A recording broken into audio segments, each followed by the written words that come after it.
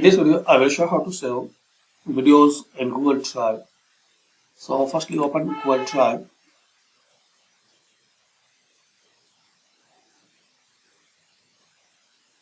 and once you open to download and upload any video, image or any type of file, just click on here new and select file upload.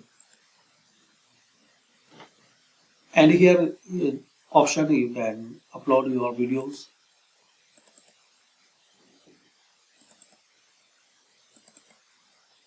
Like I have that video, so I need to select that one.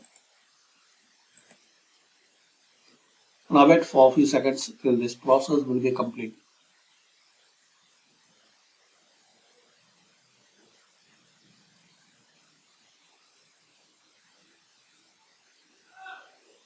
So as we can see, we have this video on this drive.